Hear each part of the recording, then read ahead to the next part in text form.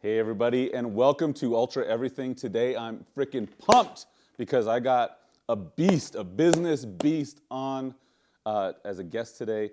Robert Vazquez comes to us from Florida, and I'm super excited to share with you and find out exactly what Robert has to offer, all the information and knowledge that he has. I'm going to kind of go through a litany of things that he's accomplished. He's a U.S. Army veteran. He's the CEO of Countrywide Capital Group. He's an Iron Man. He's a real estate investor. He's a broker. He's a pilot. One of his most important jobs, he's a father of 4 boys.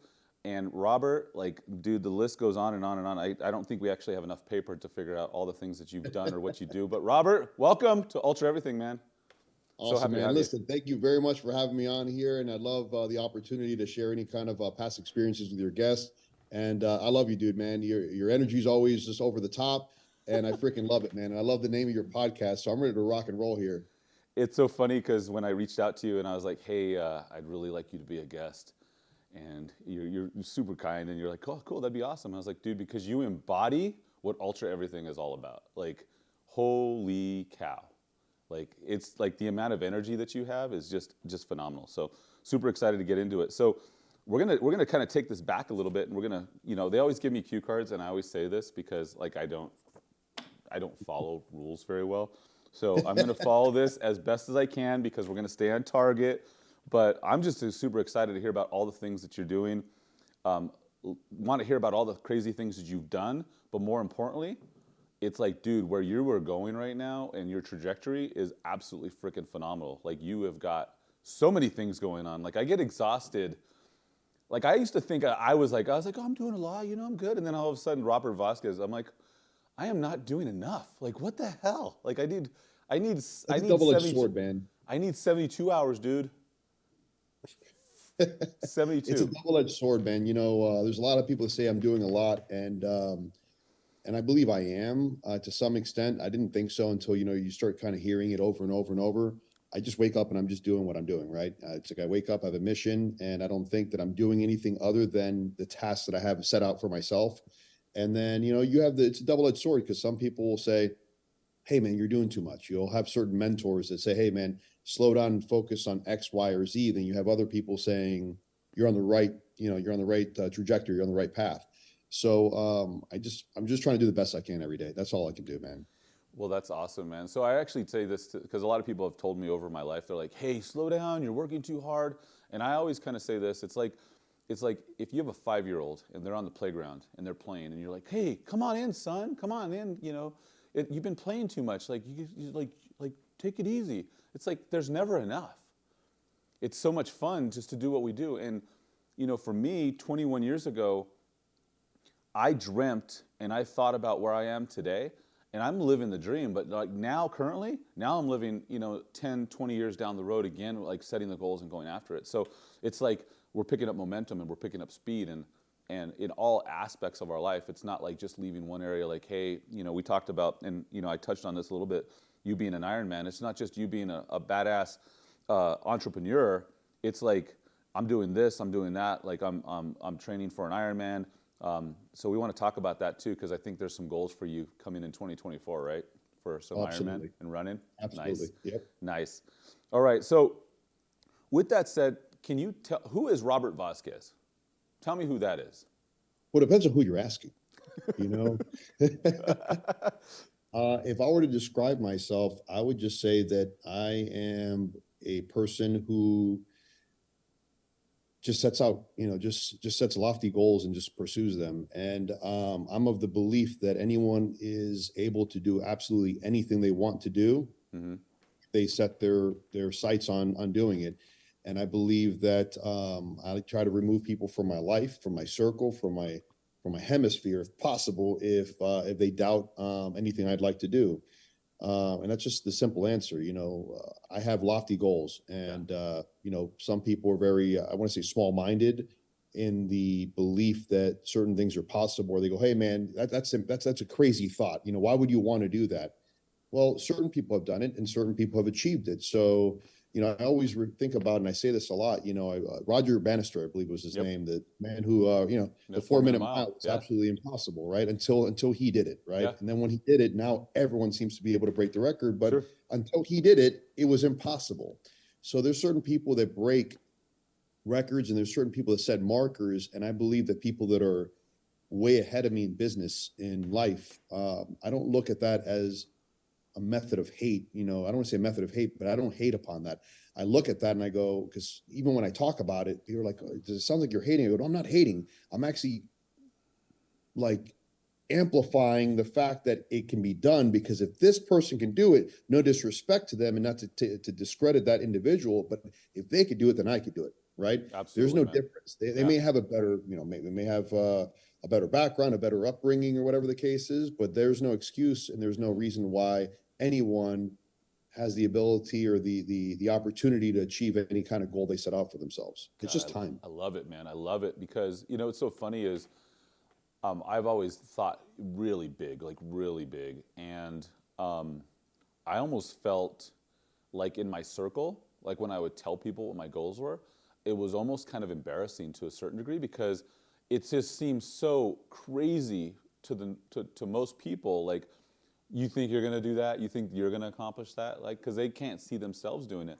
And one of the things that I most enjoy about being around you and a lot of our guests have been on is like just the amount of thinking that you are. And like, I can share with you my goal and you're like, yeah, man, you could totally do that. Like, it's just going to be, it's a simple math equation. All you have to do is do this, this, this, and this, and bring a bunch of people with you, and in enough time, and you've got it figured out, and that's going to happen. So I understand that it's not going to happen in 12 months, but I guarantee you 5, 10 years down the road, like with enough time, consistency, action, and massive action, of course, like anything is possible. So I love that. 100%. I say that statement a lot, that, I wasn't the best at math growing up, and then I grew up doing finances, which was fun. But I believe We're going to edit that out of there. He life, is great at math. He is great at math. We're going to edit that out. No. certain math I get, my percentages of my money is absolutely, perfect, right? But you got people for that too, right? My You got IRR, people. all my calculations with respect to money on point. But when I refer to like goals or whatever the case is, Sure. I'm of the belief that everything in life is a mathematical equation. Absolutely. Right? Yes. It's algebra. And I was terrible at algebra, but it's like, look, X and Y equals Z. What is whatever that variable is that missing piece that I need in order to achieve my goal. Sure. Right. If I want to make $100 million this year, okay, sounds crazy to certain people. I want to target that. It's absolutely possible. What do I need to do in order to get that? Right. Sure. I cannot do that is ending that train of thought, right? It's ending the ride to be able to achieve $100 million a year. How can I achieve $100 million a year is a better question, because it doesn't close the door. So what can I do in order to achieve that? And it's just figuring out those little variables. That's all it is. Changing it, like thinking like, who do I need to become in order to accomplish this goal? Right? Yes. Like, who do I need to become in order to accomplish this goal? And like the litany of the things that you've accomplished. Let's start off with, who do I need to become in order to accomplish this goal to be a founder and CEO of Countrywide Capital? Boom. Okay. And start with there, right? You start adding things in there, like, this is who I need to become. Well, now you have become that person. So just naming yourself is amazing. So what do I need to do, or who do I need to become in order to become an Ironman? Like, I need to be disciplined. I need to be task driven. I need to go out and I got to put my miles in every single day. I got to do these things. I probably need to hire a coach so I could figure this stuff out, if I've never been there before. I should have done that. And in my life, I should have hired coaches way before I ever did that. I did 3 Ironman competitions in 1 year, and I didn't have a single coach. And then I realized afterwards, I probably should have hired a freaking coach. You know what's funny about that? You know what's funny about that? So Brady McDonald, he's done the Ironman. He's done all that. He just did from the Marathon, Florida, the Keys. He did that 50 miler. And he has a running coach, and he's talking about his coach, and his coach has him working on these things. And it's so funny because we've all done this stuff, and I was like, a coach? Like, that thought never even went in my mind. I was like, oh, I need a coach to teach me how to run? Like, I was like, oh, that would have been so much easier. Like, somebody telling you, like, what you're doing, or you're doing it wrong or whatever. It's like, oh, man, you could have taken years off of it. It does work. I know it does work. I know a lot of people have improved significantly on it, and you figured, like, it's an ongoing joke in my circle. You do the Ironman, and for the most part, swimming is the Achilles heel for most people. I'm like, no, I'm Cuban, I know how to swim. And that was my joke, obviously. But my God, swimming it's a different animal in itself. It's the weak point for a lot of people. It's a strength for a lot of people. But 90% of the people I speak with, good athletes, that's their Achilles heel. They're concerned about swimming. My cousin went to the point of hiring a coach in secret training. He secret trained to be able to improve so we wouldn't talk any crap. And it's funny, man, because I did 3 Ironman in 1 year, and people were asking me, hey, how did you do in the Olympic, or how did you do in a sprint? And I'm like, what are you guys talking about? And they're like, your other races. I go, I don't know what you're talking about. They go, what do you mean? You've never done a sprint race or an Olympic or whatever, any kind of distance? I was like, I never even heard of those guys. I just wanted to do Ironman. I heard about it. I go, I'm having a couple of drinks one night. We look at each other like, yeah, let's do it. Cool. That was it. That was a commitment that I needed. I made the decision right there and then. And the next morning I was a collection agent calling my boys saying, hey, we agreed to do this. We're doing this right now. And then I was just an aggressive collection agent to my boys that we decided to do this. We pushed each other. Yeah.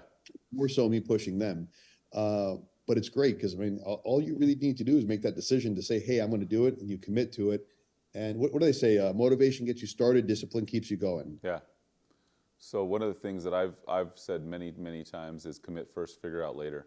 And that's been my philosophy in life. And I've run across so many different entrepreneurs that have that same philosophy. And I know that you are definitely one of them, because when you look at all the things that you've done, it's never like, oh, I know all the things that I need to do to get this started. Like, let's get started, and then we'll figure out the process, and we'll ask a lot of questions, and we'll do the research while we're doing it, and we're going to learn as we go. 100%. Which I think is important. No, yeah, well, I think a lot of people, they get stuck trying to understand every single piece of every single puzzle. Yep. And they get stuck in that like analysis paralysis mode. Whereas I believe every entrepreneur that I encounter, they'll jump off the cliff and they'll build the airplane on the way down. Yeah. And I think it's the way that we operate as business owners, as entrepreneurs, as operators of businesses. We'll figure the shit out. We have to too, because you know what? I'm sure you don't know the answer to every single problem that comes your way. More so when you're growing a team, you're growing a brokerage, you're growing a company. The other variables that pop up from your staff, and they're looking at you like, and you're supposed to know the answer. You're like, that's a good one. I'll be right back. Let me think about this. And then you're able to kind of provide a solution or pivot. And I think that's just, you don't need to know everything to do it. You just need to be able to stand up and say, give me the baton. I'm going to run down range and I'm going to figure it out. Yeah, absolutely, 100%. Like, I think that's the number one thing that I've been fortunate in my personality is commit first, figure out later. We go through the process, and I look at the things that I've accomplished, and in our Ironman story is very similar. Although my buddies were my wife one day. Like, I heard a podcast with James Lawrence. He's what is known as the Iron Cowboy. And he did 50 Ironmans, full distance Ironmans in 50 days in 50 states. And I heard him, I got inspired. I come and I tell my wife, I said, hey, I think I want to do an Ironman. And she's like, okay. And I said, yeah, I think I need to learn how to swim. And she's like, you think? And I was like, yeah. So the next day I went to the master's program, which means the old people pool, for me. And I signed up at one of the schools for a master's program to learn how to swim. And that's how I started my Ironman journey. And then that evening, I guess it was the next day, I told my brother that I had signed up for an Ironman. And I said, hey man, I signed up for an Ironman. I was all proud, kind of like, hey, I'm doing this thing. And I don't know if do you have siblings? Yes. So my brother, I love my brother, but he's such a jerk.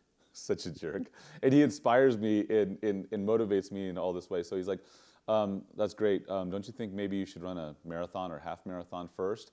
And now, like, the seed of doubt was just placed. I was like, of course, you come back and you're like, well, of course, dude, I'm going to run a half marathon or a marathon. That's silly. Like, do the training. Of course I'm going to do that. And the next morning, man, I'm having, oatmeal. I go out for a little 3-mile run, and it's festering in me now. My head is like spinning. I'm getting angry. I'm like, screw you, dude. I could do this. So I go out for my run. I have some time, and I go out and I do my first half marathon that next day. And I get home, and my wife's like, where were you? I was like, I ran a half marathon. And she's like, what? And I said, yeah. And on Sunday, I'm going to run a marathon. And so I set the goal, and that's how my journey started for the Ironman. So See, that's insane. My first marathon that I ever ran was during my first full Ironman. we're not that different, dude. We're like, No, like I just we're wing. right I'm like, there. you know what? I'm like, if I could do a half an Ironman or half marathon, what's an extra 13.1 miles? I got this, right? No problem. It's only double the distance. Yeah, I didn't think about it that way. I thought about it in Yeah, small chunks. You know, yeah, you think for sure. about how do you eat an elephant, right? One bite at a time. Absolutely. And that's the way I was able to survive that race, much like the way I do anything in life, is I don't look at the goal in the distance. Like, oh my God, it's gonna take me so long to get there. I break everything down. I go, what's right in front of me right now? Yeah, Okay. absolutely. That's Yep. what I need to focus on is getting these small little milestones. So I would break these things down into like 5 mile increments. Like, all right, I just have to do 5 miles right now, just 5 miles. That 5 miles would hit. I'm like, just 5 more miles, 5 more miles. And I would just start breaking it down like that until I felt like I'm crawling across the freaking finish line. But that's the way I did it. Same thing with the bike ride, just 5 mile increments. On the bike, it was 10 mile increments. And I did everything by tens. You know what's funny about you saying that you signed up for an Ironman and people are like, "Oh, you did a sprint or any of this?" I always tell people that I'm motivated, not necessarily that smart, because when I signed up for an Ironman, everyone's like, "Why didn't you sign up for a sprint or an Olympic or a half?" And I was like, because I'm an idiot and I didn't know that there was anything such thing. When I heard Ironman, I just thought Ironman, like it's that race. Same here. Yep. So I signed up for the race, the full distance, and going the swim was the worst. Like I was so afraid of water because I almost drowned a couple times in my life, and so I was fearful about that. And then the bike ride, like I was so busy with work that I wasn't taking the time to go and ride. So my wife's like, "Dude, your Ironman's like in 2 months." She's like, "You need to start like training for the bike." And so I go out on a Sunday and I look on Marketplace, on Facebook Marketplace for a trainer. And I was like, I didn't want to get on, because I'm getting home so late from work. I didn't want to get on the road and get hit by a car or something like that, So I was like, I'll just get on a trainer and I'll start doing that. So Sunday I look for a trainer. Monday I go buy a trainer on Facebook Marketplace. Then I needed a skewer for my tire. So I didn't have that. So I didn't train Monday night. Tuesday I picked it up. Tuesday was the first night on the bike. Tuesday on the bike, Wednesday on the bike, Thursday on the bike, took Friday off, heard about a race on Saturday, signed up for a 100-miler on Saturday, did the race on Sunday, and I went and rode 100 miles on Sunday. That's my training. Oh, you're nuts, man. Like I built up to 30 miles. I've never gone cycling, right? I was never a cycler. Never. Growing up, It's Was awful. never a It's thing. horrible. I got involved because my buddy had an extra bike in terms of, this is before the Ironman. So I had already built up at least a little bit of endurance, not 100 miles away. You just did it out of nowhere. I don't know how the hell you did that. We started off like riding. The first time I go on a bike, he puts me on a 30-mile bike ride. Now, if anyone's ever rode, or for people who have never ridden like a cycling bike, right? Or triathlon bike, that fucking seat hurts your ass so damn bad. All right. It's so bad. It was torture. It was fucking torture. I was miserable for days afterwards, but he takes me on a nice, easy 30-mile bike ride. And when I got off, I couldn't walk. I couldn't go down the stairs because we had to like walk up 4 stairs to his office. We dropped off his bike in the office, and my legs were shaking. They were like this, just trying to walk down the stairs. And I was like, the hell with this. I don't ever want to do this again. Anyway, I built up to about 30 miles where I could do that easily. And in Central Florida, we have this ride called the Horrible 100. And I was like, dude, I'm not ready for 100 miles, let alone in the hills of Florida, right? This one section in Central Florida, it's a little hilly. And, considering how flat everything is here. Sure. And we signed up for the Horrible 100. So they have the 30-mile, the 70-mile, and the 100-mile race. I go, you know what? I'm going to do the 70 because I've never done 70 before. That'll be a new marker for me, right? And this is before we set out to do the Ironman. And I'm going to tell you, that was one of the most depressing rides I've ever done. It was such an unorganized ride that we were riding, I guess the 30 miles went that way, the 70 miles went this way, the 100 miles went that way. And we're lost. We don't know where the hell we're going. And we asked the police officer, the guy who's, directing. I'm like, hey, where's the 70? He goes, yeah, that way. And then I turn back and I hear him give directions to somebody else another way. I'm like, which way are we going, man? He goes, yeah, I don't know, man. I just volunteered. And I was like, what kind of shitty answer is that? So we start riding, and next thing you know, these guys that are like beasts on bikes, they're already wrapping up their 100 miles by the time that we accidentally got to the finish line. That's so You know how funny. depressing it is when you're riding and you're lost and you're doing all this shit and you're going the opposite way of the way the bikes are coming down, like this thing called the wall. And we're like, well, this can't be right. We're going the wrong way. And we go to the finish line and it was like, yeah, you did it. And I'm looking at my GPS. I'm like, I've done 30 something miles. There's no way I done this. So we were pissed and we ended up replicating the same kind of route, which sucked because the initial walls were, a lot of people kind of tap out. So I ended up doing the climb up the wall again and doing all this other crap. I crossed the finish line 3 times on that race. And the second go around, like, hey, we seen you guys here again. The third time, like, hey, what's going on here? And I was just so demotivated when I got off that bike. It's like the finish, like, hey, everyone's congratulations. Like, get me the hell off this bike. I'm done with this. I did like 74 or 78 miles and I was dead. I was completely dead. It's funny looking back at the mistake, but yeah, my first big distance bike race, I finished. I'm an overachiever. I crossed the finish line 3 times. That's funny, dude. That is so funny. But it comes down to mindset, and that's what's so funny is that same story and how we are aligned. It's like, I think when you set off for something and you go and do it and you set really big goals for yourself and you don't have any knowledge, like you're an idiot about the whole thing. Like you're so stupid. Like I am so stupid about so many things. And it's like, so many of the races that they're like, hey, what's your plan? What's your nutrition plan? What's all these things? And some really great athletes are out there asking me these questions. And I'm like, I've never even thought about these things. And it's like, should I be thinking? And all of a sudden I get worried. Like, I'm not going to be able to do this because of all this stuff. But I think sometimes you said analysis paralysis. I think you get so caught up in analyzing the process that sometimes in life you just have to go for it. Like you just have to go for it and you have to have enough will to not quit, not give up and just keep moving forward. And I love that you said, like when you were doing the run, like just 5 more miles. Like when I did the Ironman race, the day before we did this like test swim out in Tempe. And I did it my first Ironman. It was a full distance Ironman. It was in Tempe. And we go to swim the practice swim on Saturday because the race is on Sunday. Mm-hmm. And I go out and I'm scared of water. The water is like 61 degrees. I get in.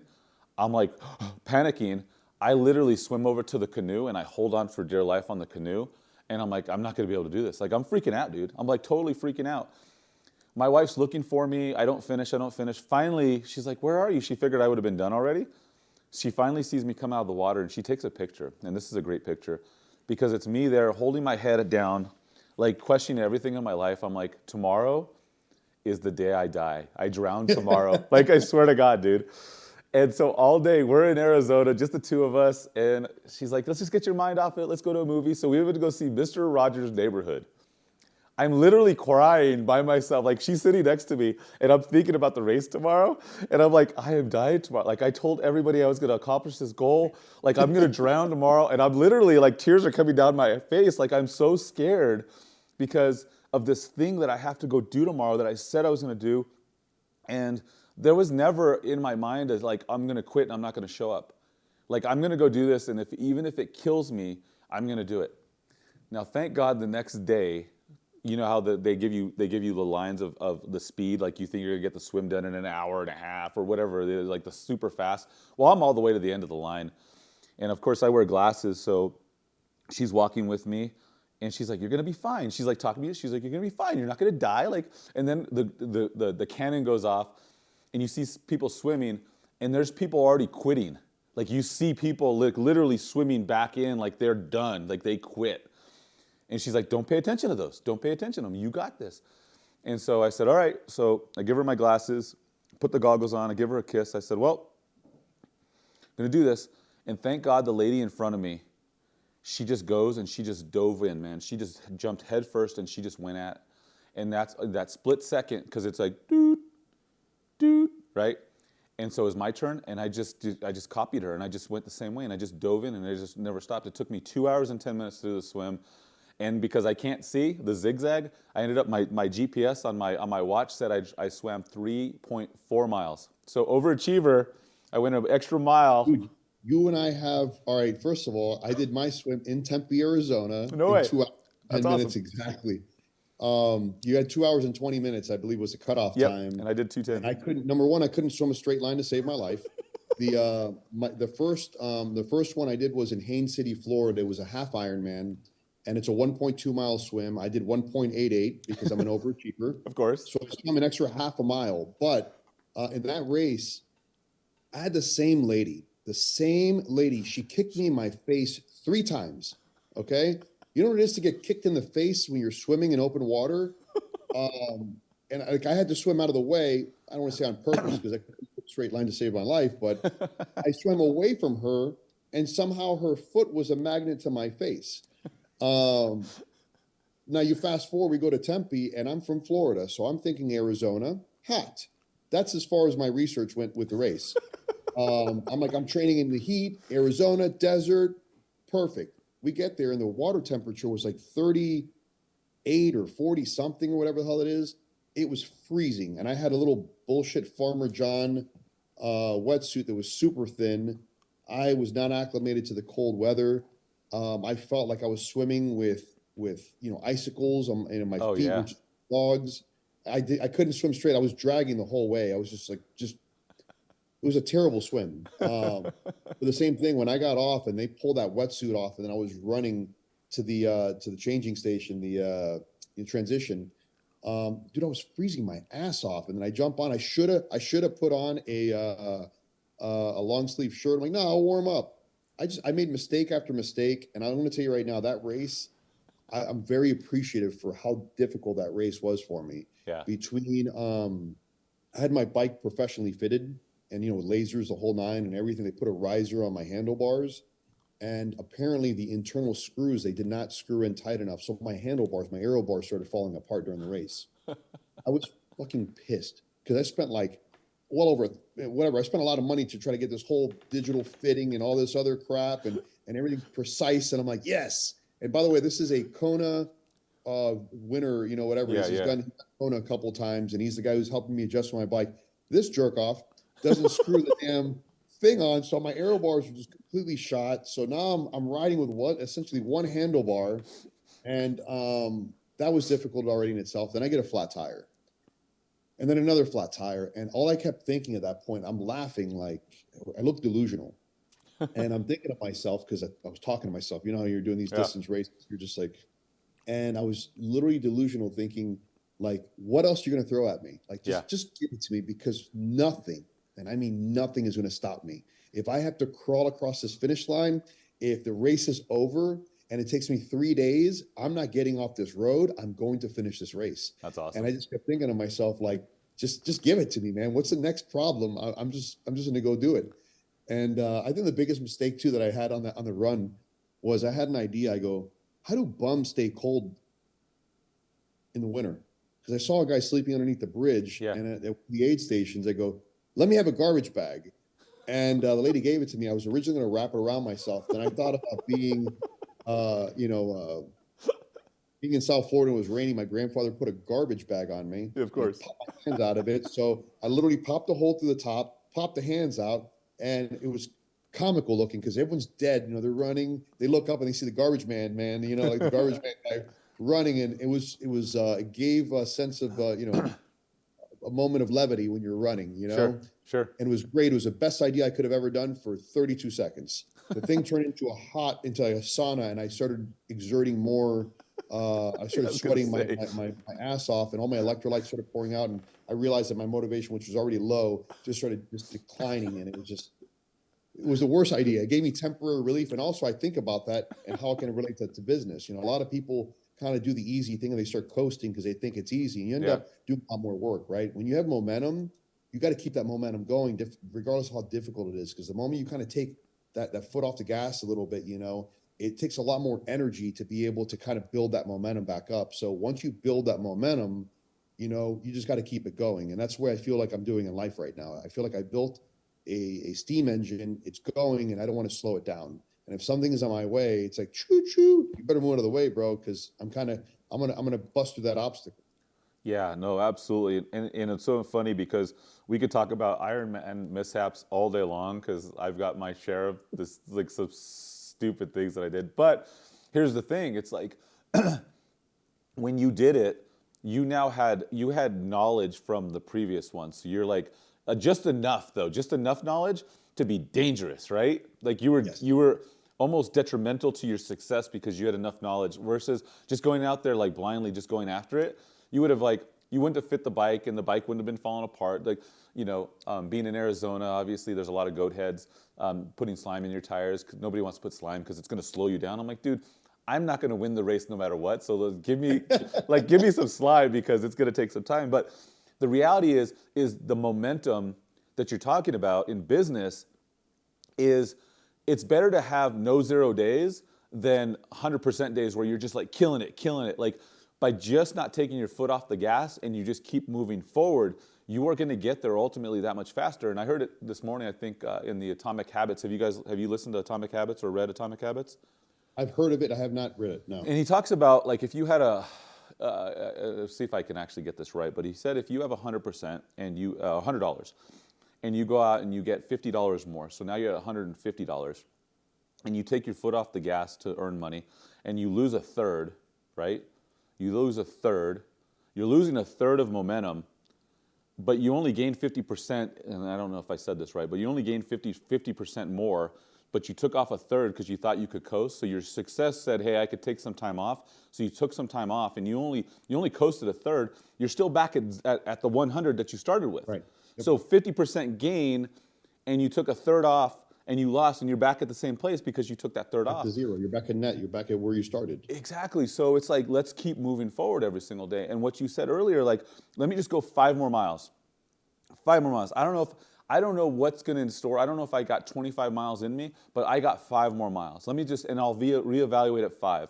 And I took the same approach in the swim because I couldn't see. So when I'm swimming, I would look at a building.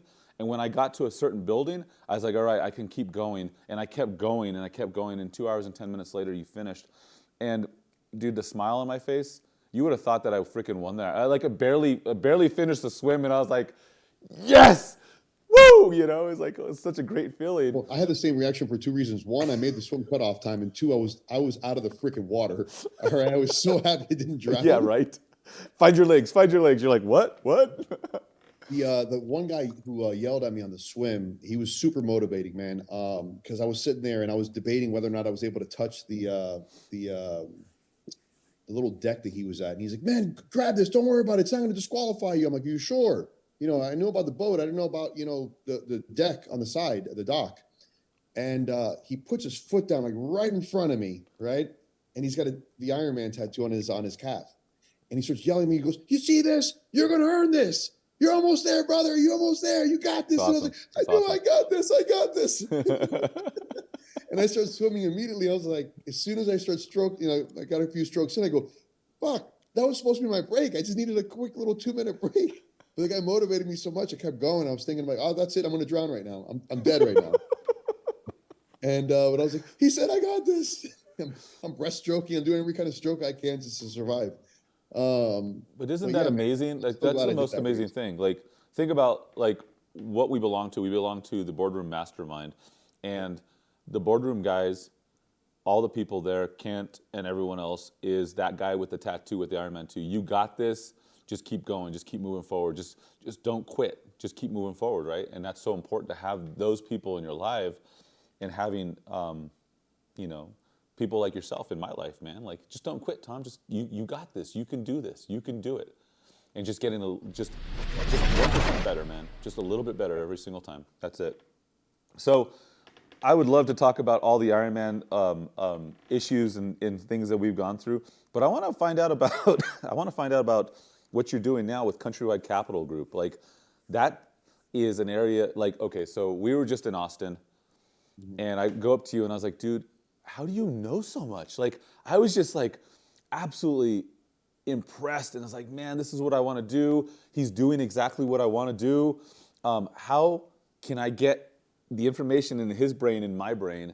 And so I went, and I just so much admiration for you, man, because that is freaking awesome. And I want to hear more about what you're doing and what your business and the trajectory of your business is, where you're going right now. So tell me a little bit about Countrywide Capital Group. Countrywide Capital Group is a company that's continuing and will continue to evolve. It's interesting because I look at the different verticals that I have, and I got in an argument with somebody, which I shouldn't have, but it was one of these heated kind of exchanges through Facebook. I mean, he made a comment, it was a smart ass. I responded back. We're going back and forth. I'm like, what am I doing?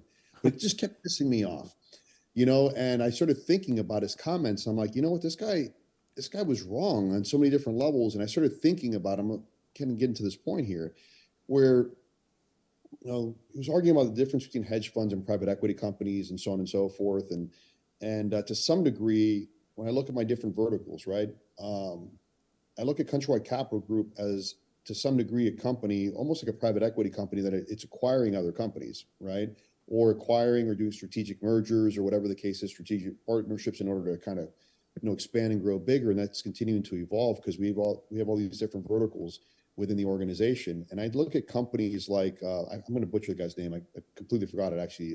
Arnold, the guy, the billionaire guy who owns all these luxury brands like Louis Vuitton and. Oh, yeah, Renaud, the French guy. Yeah. That guy. I look at all the companies acquiring. Dude, it's beyond impressive. And I look at that, and let's circle back real quick. Iron Man. Okay, I'm going to bring the reason I'm going back to Iron Man. Do you know that Iron Man was sold to a Chinese company a couple years ago? No. Okay, so it was funny too because they did, and I got my medal. I was like, "What kind of shit is this? I wanted a giant, massive medal. I got this little guy, And I'm like, I worked my ass off for this little thing, and the book bags and everything kind of became a little bit of a lower quality. And anyway, the reason I bring that up is the Chinese company. When I realized it was sold to them, I looked up this company. And it makes this other gentleman, Ronald, whatever, great accomplishments, incredible guy, multi-billionaire. When I looked at the Chinese company, their portfolios of companies is something that it blew my mind. I go, you know what? If this company could do this, I don't need to do this today, and I don't need to do this tomorrow, but I won't get to where I want to next week, next month, next year if I don't start today. Yeah. And a lot of people are too short-sighted going, why would you do that? Why do you want to get that big? I don't know, maybe because that's my destiny. Maybe that's because it's my choice. It's my goal. It's what I want to do. So when people say you shouldn't be doing this, or you should focus on X, Y, or Z, there is some merit in what they say. And I can't argue that. However, they are also not that company. Sure. Right. They're not the other organization. So to some degree, it's like, pay attention who your mentors are, right? Because, you can have great mentors that give you great input and say, you should literally laser focus on one thing. And it might make sense. You can have another gentleman who says, you know what, I own 50 times those kind of companies that all do $100 million each. I don't subscribe to that belief, right? Yeah. So they're both right and they're both valid. But when I look at that Chinese company and then you look at their verticals, right? So for example, their hospitality line, they have lines. They call their verticals lines. Yeah. Their hospitality lines had like 40 or 50,000 keys. Their multifamily sector had like 150,000 units plus. I mean, I might be watering it down. My point is that the amount of companies they own within their umbrella was beyond impressive. And how does that start? How does that start? The reality is, I don't know. Maybe you start one company. Maybe you start making enough money in one company that evolves and you invest or you buy in another company. So I look at the last 20-year span of my career and I look at where Countrywide Capital Group is. And let's say I'm able to generate X amount of dollars. The only reason I have these other verticals is not because I decided to come up with a logo and start a company. It's because I was able to generate, fortunately.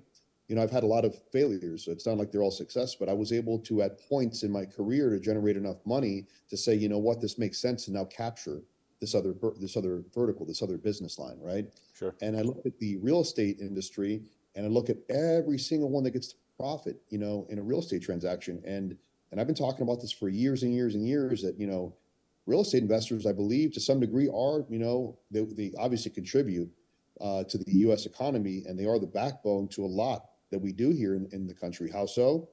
You have a real estate investor, the developer that buys the land, right? Mm-hmm. That means that there's an exchange of money. Seller gets to, take their money in vacation and put it back into the economy. But that developer, that investor gets to hire how many subcontractors, right? Yeah. How many mom and pop hardware stores and Home Depots and so on and so forth. The cyclical effect of a real estate transaction, title insurance, homeowners There's so insurance, much. It touches everything, every touches area. everything. So then me and my infinite wisdom, how can I get just a little piece of multiple transactions? So for every one transaction that I do, it's like doing 5 or 6 or 7. Yeah, And that's just my mentality. So when people, I know people will dog it and say, you don't want to be that guy who owns a title company and a mortgage company, this, that, whatever. But I get to profit on every one of these type of transactions. sure. And the beautiful part about this, that even my quote unquote competitors, right? Because I don't look at competitors, I look at how can we collaborate, right? So if you and I are both mortgage guys, how can we do business? We can't, right? If we're both real estate guys, how can we do business? Well, you bring a buyer and I bring a seller, right? There's very few ways for competing companies to continue to do business together. But if you're a mortgage guy and I have a title company, use my title company, right? If Sure. you're a real estate person and I'm a real estate person, use my title company. If we're both real estate people and I own a mortgage company, maybe have your buyer use my mortgage company. So there's an opportunity to create more than one profit center on any given transaction. So Countrywide Capital Group has evolved. We have our real estate brokerage, we have our title business, recently licensed and finally appointed in 9 states. Nice. We really want to get Congratulations. 25 states. Yeah, thank you, man. That's awesome. That's been an issue. So getting the state licenses is one thing. Getting appointed has been another thing, altogether, because with the way the market has shifted, underwriters have become extremely conservative, respectfully so. As the market shifted and interest rates, increased, the likelihood and the expenses and the amount of fraud and everything that goes up in different industries, is very high. And when you have title companies that are managing hundreds of millions of dollars going through your escrow accounts, title companies have to hedge their risk, right? It's just what insurance companies do. They mitigate risk. So it was a challenge to get appointed in states where we don't have, residency in. So as a non-resident license, we were able to finally get, long story short, we got appointed. It was a mission, but we're now awesome. licensed in 9 states, and that's something that's going to be very profitable. It's already very profitable for not only myself, but some of our JV partners, but our mortgage company, and just we really have a little bit of everything. Dude, it's crazy when like I said earlier, when we talk about the concept of ultra everything, like you embody that concept because you have grown multiple verticals, and I think one of the biggest things that it looks to me like you're doing is you're bringing on and you're really figuring out how can I delegate. And obviously it's not just the Robert show anymore. It's like you've got an amazing team of people that are coming in and helping you to do all this and create this. And it's like you're the visionary, but you've got people that you're basically selling the idea to and saying, hey, this is where we could go. So kind of walk me through that a little bit. Like where is Robert Vazquez going to be in 5-10 years down the road? What's the company look like? What are things going to be for you in the next 5 to 10 years? What is your vision? First, I'm going to set the vision at 50 years from now. Okay. And 50 years from now, if not sooner, because 50 years is the metric. Then you look at, I think it was Elon Musk who said, if you have a goal in 50 years, great. Now figure out how you can do it in 25. Okay. So to be fair, and I say this with all due respect to a company like Blackstone, but I look at Blackstone, I look at all their verticals. I want to be at Blackstone. I want to be a company that competes with Blackstone. Blackstone's one of the largest money managers in the world. How many verticals do they have? And arguably, they're one of the largest employers in the world when you account for all of their entities and all of their employees. I think they have 14 trillion under management currently, something like that. Correct. When you hit it right on the head, it's not the Robert show. Because when people say that, hey, that seems like a really lofty goal. Why do you want to do that? That's, in my opinion, it's negative thinking. It should be more like, shit, that sounds incredible. How can I be involved, or what can I do to be part of that? Or, hey, good luck with that, right? I cannot do that by myself. And it is about selling a vision. It is about, growing and fostering other people. I love the expression, and I want to probably butcher it because it means something in here, right? I forgot how it goes, but something like, I think the only man that I want to be better than me, or to some degree, is like my child, right? I will never be upset that my son surpasses me. And the way I look at it is I don't look at it just my kids. There's a lot of people that look to leaders for inspiration, right? They want to be successful. So if there's an opportunity that you can give to someone else, they have to buy into that vision as well. So why not allow or give the opportunity to your staff for them to be better than you? Yeah. right? Because if they're better than, I can't do everything, right? I can't be the number one title guy and the number one mortgage guy and the number one real estate broker and the number one builder and the number one investor. Yeah. And I have to be able to either acquire the best talent or build the best talent or both, right? And to be able to identify people's strengths and to say, you know what, you're doing this and you're way better than I am at this. I need to be able to let go of the vine, so to say, and say, this is not your baby. Yeah. You know, and I've read the term, you know, entrepreneur and intrapreneur. And I like the idea of intrapreneurs because I want to hire more intrapreneurs. You can be an entrepreneur in spirit and you may want to do all that. However, maybe you don't want to take and risk your own time, your own capital, and so on and so forth. But let me invest in you, and you can run and grow this division within our organization, and we can all win. Sure, absolutely. You know what's funny is in my office, Natalie in our office, she's pretty awesome. But she was talking to my daughter. My daughter recently came to work for me about 6-8 months ago, something like that, maybe a little bit longer. But she had just made a comment, and my daughter told me, she's like, you know, Natalie had mentioned that you were getting worse and worse with technology. And I just started laughing. I was like, you know, I am. Like when I first started, like I had to know everything. Like it was the, you know, like I say, the Robert show, it was the Tom show, and Tom had to figure all this stuff out. And as we grow, I know less and less and less and less, and ignorance is bliss. I'm perfectly fine not knowing how everything works anymore. But it's so funny just seeing that, because I was like, I used to take so much pride in knowing everything, right? Like I knew everything, and it was kind of like this badge of honor that I had. And now I was like, I don't need to know those things. And it's like, I'm perfectly fine with our team excelling in all these different areas, and I don't have to know anything. Like that's okay for me to have just a little bit of knowledge of what's going on, but knowing that they've got this figured out, and that we're in great hands because we have those people involved in those situations in our company, and really trying to build up our team to be able to be the best versions of ourselves through a team, and not just necessarily just through the one person, right? So it's so funny hearing that, but I take that back and I just kind of like look at it and like, well, there's so much opportunity for us to grow, and the only way that we're going to get better every single day is by bringing other people on that are just really great in these areas. So today, I have the luxury, and the reason this is all brought to you is because we have some amazing people in this room right now that are in the background. But the reason we're able to do that is because of them. The reason that you and I are be able to sit here and converse and hopefully share with the world just maybe one idea that could maybe spark the interest of one person out there that was like, hey, I want to do an Ironman, or I want to start a business, or I want to do something. And we just sparked that little flame inside them, and it's all because of them, because they're here being amazing at what they do gives us the ability to be amazing at what we do. And I think most people forget that, and so many times we, as entrepreneurs, look at other people as competition, and I think what we need to do is look through the eyes of like, hey, rising tide lifts all ships. We're gonna get better because of it. And I love that about you, man, and I love it about the boardroom. And I go over there, and it's zero competition. It's all about everyone winning in their own journey and getting there. And some people are a little bit farther ahead, and some people are a little bit farther behind. But it's just like that Ironman race. It's like, you got this. You got this. You can keep going. You got this. And then everyone's like cheering for you because you're doing it. So that's amazing. So I love that.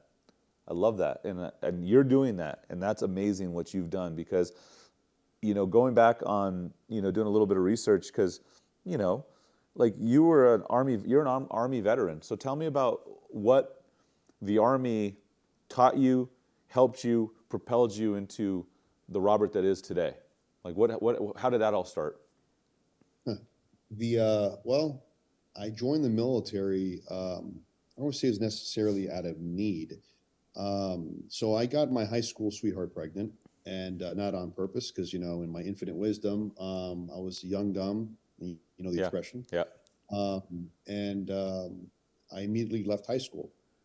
I left high school, and I was really good at art at the time, and I got myself into a art college, an online art college, you know, these online schools. And I was doing that, and I thought to myself immediately, I need to have good credit, I need to get a job, and I've got to support my son. not knowing exactly how to do that. And I ended up like working my ass off at everything I could possibly get a job at. And, I started kind of progressing at better jobs for, a 16, 17-year-old kid that would pay me. I had to argue with people and say, no, you don't understand.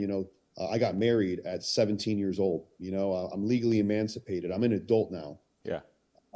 And that was in itself, proved to be a challenge. And, Of course. I'm old school Cuban, and I had my high school sweetheart pregnant. I went off and I got married at 16. I turned 17 a week later. And, I started life very, very young. And before I knew it, I was making, I think at the time, like 60 grand a year, which is a lot of money considering, this is 20 plus years ago, 25 years ago. And let's just say they weren't the best, it wasn't the best way to make money. I'll leave it there. And I was like, I need to do something better because this is not, this is no life. I'm making good money, but this isn't a life. And I thought to myself, I had always been intrigued by the military, but now I have a family to worry about. So I went in and I decided one day, I was having a conversation with my mom. She's like, why don't you join the Army? And I looked at her and I was like, why don't I? I've always loved this and it's always intrigued me. I went inside to a recruiter who completely lied to me. He showed me this great job of this guy like mixing chemicals like this. And I'm like, he's like, you know what? You could be a nuclear, biological, and chemical warfare specialist.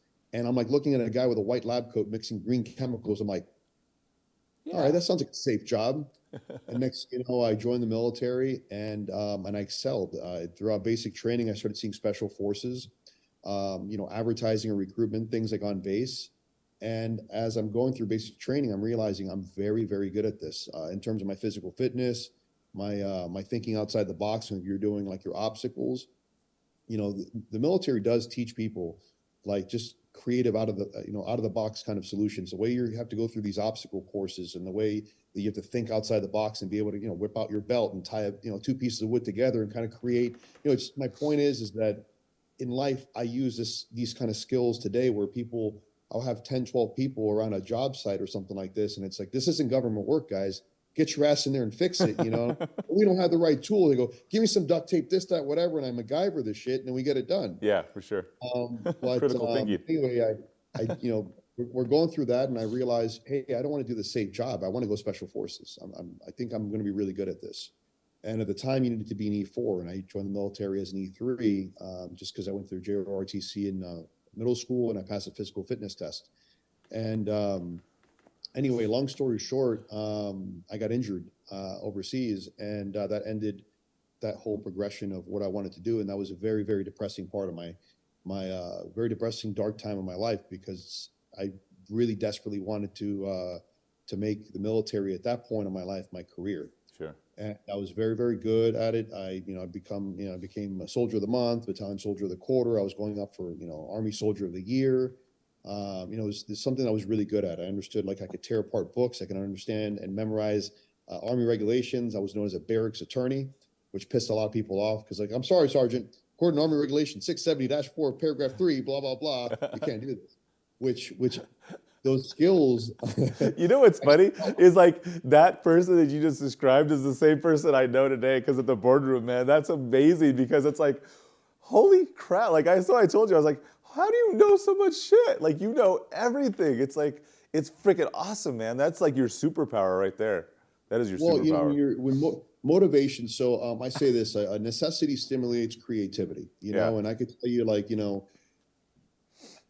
fast forward, I was in the military and I got out. I didn't know what I wanted to do. Right. And I'm going through a deep kind of depression. I got all my buddies are overseas. I'm losing friends in combat and I just desperately wanted to go back. And then I went through a period where, I just saw this movie or this Netflix special that came out, Painkillers. And I didn't realize at the time, like I started, I became addicted to pills. And it's not because I wanted to, I was going through such terrible back pain. The Army was just shoving pills. It was like, here you go, here you go, here you go. And I didn't want to take them. And then one day I just realized like something's wrong with me, and I just stopped taking them cold turkey before we even knew this was an epidemic. And it was a difficult thing. And people were like, you look so mean and so intense all the time. I'm like, dude, because my back's killing me. I just have to deal with this shit. Even going through an Ironman, like I built up like certain muscles in my back and sure. And But anyhow, I was fortunate enough to get an opportunity to work for a mortgage company. And I didn't know what I wanted to do, but let's just say I found my way to the mortgage industry, and that job honestly changed the entire trajectory of my life. Wow, You go that's awesome. from not knowing what you want to do in life and not thinking because of this. I grew up in Section 8 apartment housing. I used to help my mom clean offices at night. We used to have to hide underneath desks when managers were around to make sure, that she's doing her job, because she wasn't supposed to have her kids at offices at night, right? So we'd go and we'd throw away garbage, and we're working our asses off. And, a couple of things I remember about that. One was, what do I have to do to work in an office? I would look at anyone who worked at an office as they were rich, Yeah, when I was young. And I looked at that as a goal, but not a goal that I didn't see as a possibility. It wasn't within the realm of reality for the way and where I grew up. sure. And then getting involved in the mortgage industry, it just kind of hit me, almost like something that hit me. It was bestowed upon me that you don't need to come from money to become wealthy, right? Anyone has the opportunity within the sales industry to make money. And I'm looking around and I'm seeing a bunch of 20-year-old guys making 20 to 50 grand plus a month. And I'm going, is this real? Is this legit? And the mindset, the culture that was instilled within me really it's something that, like, it was the aha moment. And I remember that I was, enlightened. And I say it like that because there's a lot of people that may be listening to this right now that go, or need to hear this, that think, I grew up in a poor area, or I grew up with poor family, and there's no way I can make money. I can't make millions because, my family is janitors or whatnot. Bullshit. You are able, and everyone's able to be able to make money. It's just, you might have to eat shit every once in a while, but so what? What's the alternative? Working at Walmart, and nothing wrong with people working at Walmart, but that's not for me. And it would have been possibly for me had I not have fell into this industry that allowed me to be able to learn that I am capable of making money. Right. Sure, And I absolutely. don't know how to best explain that, but that's something I see a lot of people that are trying to go to networking events, and they're doing their job of trying to, get them comfortable and get into these rooms to speak with people, but they have doubt as well. Like, is this possible? I can't afford this. I don't know how to do this, and I just say, continue your self-education and continue doing this, but everyone, in my opinion, has the ability. I don't care what your background is. I don't care what your situation is. Everyone has the opportunity to become wealthy, and it's been a long, hard 20 years. I've been doing this 20 years this year. Sure. And, but it's all possible. So, leaving the military, and again, to answer your original question, long answer, but the military has taught me to never give up. Giving up is really up here. What I learned, what you can do in the military is that you have to have mental fortitude, mental and internal and intestinal fortitude. You just have to not be able to give up and quit. When you're doing push-ups, you're doing this physical exercise, you're like, I can't go any further. And people were yelling, yes, you can. Yes, you can. You realize, holy shit, I do have the ability to go further. Yeah, absolutely. If 100%. your body has this natural safety mechanism to say things hurt, right? This Yeah. is pain. Your governor. Pain, stop. Your governor. You got to dismantle the governor in your brain. You got to break that governor. You got to take that governor and throw that shit off and just take it apart and say the hell with this. And that's what the military's done for me. Yeah, that's awesome, man. That is 100%. And that's what's so important is people need to realize that you are limited by what you think, right? So ultimately, how do you change that? Well, number one, you change that by changing your environment. So if you're in an environment that is not conducive to success or hasn't been conducive to success, you need to take yourself out of that environment and put yourself in the environment that can change that. How would one do that when it's their family or it's their situation or their neighborhood? You could do that today because there's podcasts, there's books, there's all these things, there's meetups, there's so many things that you can do to take yourself out of that situation and put you there.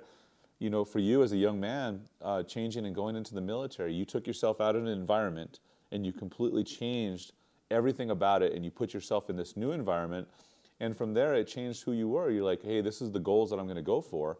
Well, then all of a sudden life changes again for you. And it's like that environment puts you in there. And you went, I have a very similar story about up here, what's changed in here. And it's not necessarily just your physical location and things, but it's like, where have you shifted in your mind? And that is so important for everyone listening today is you've got to change it. You've got to do everything. You got to fight to change your mindset because you got to protect it. Because every single day, there's so much outside influence that's trying to tell you that, oh, the world's full of crime, it's full of bad people. And yes, those things do happen, but man, it is so beautiful too. You can change your trajectory by just changing your state and who you are and how you think and who you hang out with and doing those things. And listening to stuff like this today on this podcast and just finding all those things that you need to do to change your trajectory. So I would love to continue on. We are running out of time, Robert, and that's one of the things, but we do have a little bit of a game, and I wanted to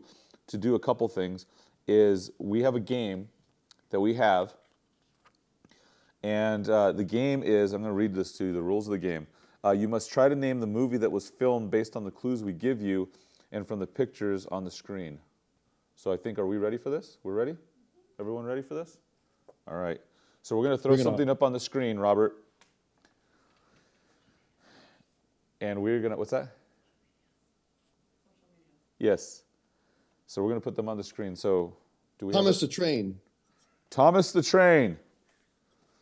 Okay, so I'm going to give you a couple clues. This is All right. Chime, New Mexico. Okay.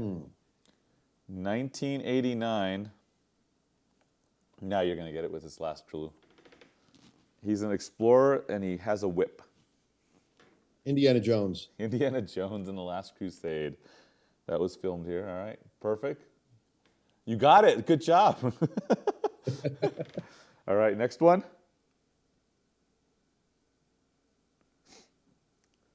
Rail yards in Albuquerque. 2012. A big green alien falls from the sky? Shrek and Live? All right. The Avengers. The Avengers? The Avengers. Really?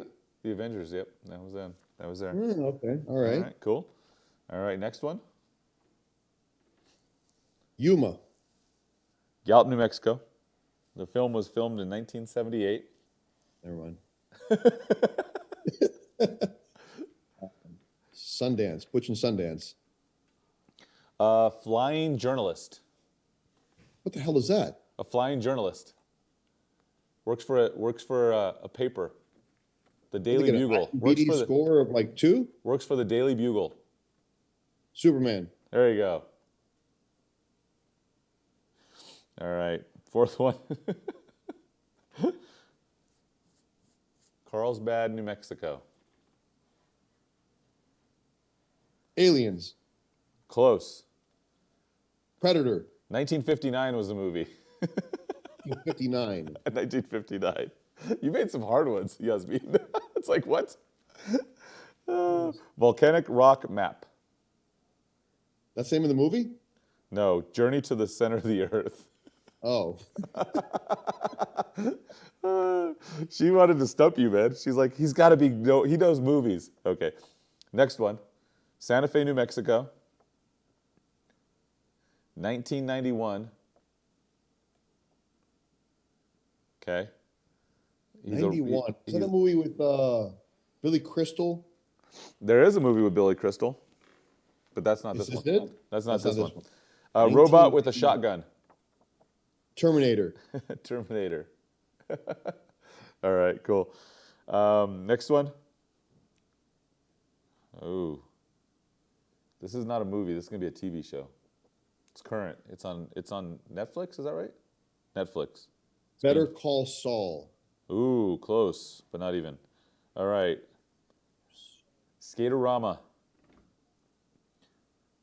Is this just a scene in it, or is this a main part of it? This is a scene in it. So this is a location in New Mexico. So you have to guess the movies or this TV show. There's a character named 11 in this one. This was assuming that you're watching anything. I have no idea either. But it's filmed here. Might as well call it 12 and 13 because I don't know. My kids like it. It's called Stranger Things. This is Stranger Things? Okay. Yeah, it's filmed here. All right. Next one. Okay. Ooh, Albuquerque. 2008 is when it was filmed. or when it started? Dogma? Teacher turns into an entrepreneur. That's almost everyone we know. Well, blue crystalled drug. A blue crystal drug. A blue crystal drug. Oh, this is Breaking Bad. Breaking Bad. He got it. What? All right. Yeah. That's so funny, man. Those were some hard ones. Those were really hard. Those were really Those were hard. pretty hard. I'm not watching movies from 1959. It was the gray hair. She's like, he's got gray hair. He's got to know what 1959 was. It's because I'm in sales. It's because like I always tell people, well, I was like, I look like this because I've had a very hard life. Clearly. That's so funny, man.